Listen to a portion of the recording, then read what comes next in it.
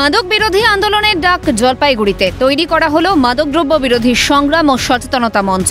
জলপাইগুড়ি পুরসভা সংলগ্ন গ্রামাঞ্চলে মাদক কারবার মাথাচাড়া দিয়ে উঠছে। রমরমিয়ে চলছে ব্রাউন সুগার, ইয়াবা, গাঁজার মতো মাদকের কারবার। শুধু তাই নয়, কাশির সিরাপ, ঘুমের ওষুধকে নেশার দ্রব্য হিসেবেও ব্যবহার করছে এক শ্রেণীর মানুষ। আইনের চোখে ফাঁকি দিয়ে নেশার কারবার চলছে, যার ফলে ক্ষতিগ্রস্ত হচ্ছে যুব সমাজ। অসামাজিক কাজে জড়িয়ে পড়ছেন তারা। তাই জলপাইগুড়িকে মাদক মুক্ত করতে উদ্যোগ গ্রহণ করেছেন পুরসভার ভাইস চেয়ারম্যান সৈকত চট্টোপাধ্যায়। ভাইস চেয়ারম্যান, 9 জন কাউন্সিলর একটি সাংবাদিক বৈঠক করেন। ছিলেন একাধিক ক্লাব এবং স্বেচ্ছাসেবী সংগঠনের সদস্যরা। এই ড্রাগসের ইম্প্যাক্ট কি খারাপ হতে পারে, আজকে আমাদের কাউন্সিলররা বসে রয়েছে। এই ড্রাগের ইম্প্যাক্টে কি হতে, একটা ব্রাউন সুগারে একটা ছেলে তার বাবাকে হত্যা করতে হবে, একটা স্বামী তার স্ত্রীকে হত্যা করতে হবে, একটা মহিলাও যদি খায় সে তার স্বামী বা বাবাকে হত্যা করতে হবে। এটা ভয়াবহ। এছাড়া ইয়াবা ট্যাবলেট, এগুলো খুব ভয়াবহ। এবং এছাড়া আপনি যদি দেখেন ঘুমের ওষুধ প্রেসক্রিপশন ছাড়া বিক্রি করা যাবে না। এই জায়গাটাও একটা দুর্বার আন্দোলন গড়ে তুলতে হবে, ড্রাগ কন্ট্রোলের কাছে যেতে হবে। 4টি পদ্ধতিতে মাদক বিরোধী আন্দোলন গড়ে তোলার ডাক। প্রথমত, সচেতনতা বৃদ্ধিতে 50,000 লিফলেট বিভিন্ন এলাকায় বিতরণ করা হবে। সেই লিফলেটে একটি হেল্পলাইন নম্বরও দেওয়া হয়েছে। প্রয়োজন হলে বাসিন্দারা যোগাযোগ করতে পারবেন 8389845286 এই নম্বরে। মাদক কারবারিদের তথ্য সংগ্রহ করে পুলিশের হাতে তুলে দেওয়া হবে। মাদকাসক্ত যুবকদের বিনামূল্যে কাউন্সেলিংয়ের ব্যবস্থা করা হবে। কাউন্সেলিংয়ে সম্ভব না হলে তাদের উন্নততর চিকিৎসার জন্য ব্যবস্থা করা হবে। বড় বড় বাড়িতে ড্রাগস রেখে বিক্রি করা হচ্ছে। আমরা স্টকিস্টদের চিহ্নিত করতে হবে।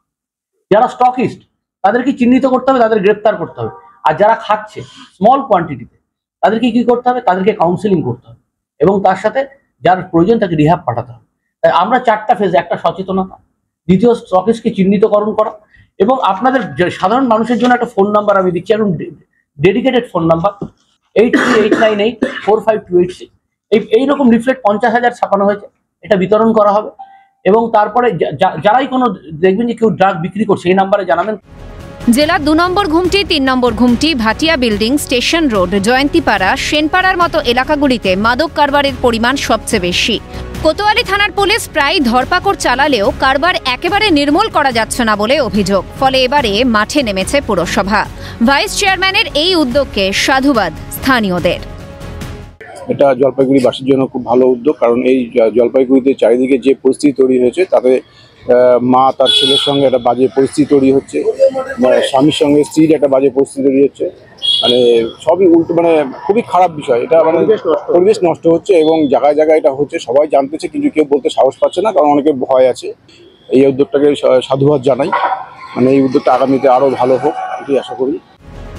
নেশায় আসক্ত হয়ে পড়ছে যুব সমাজ। ফলে পরিবেশ যেমন নষ্ট হচ্ছে, তেমনই নষ্ট হচ্ছে তাদের ভবিষ্যৎ। তাই মাদকাসক্তি থেকে পরিবেশ বাঁচাতে উদ্যোগ গ্রহণ। এভাবে যদি পুরসভাগুলো এগিয়ে আসে, তাহলে একদিন মাদক মুক্ত সমাজ গড়ে উঠবে। জলপাইগুড়ি থেকে তিতাস পালের রিপোর্ট, ক্যালকাটা নিউজ।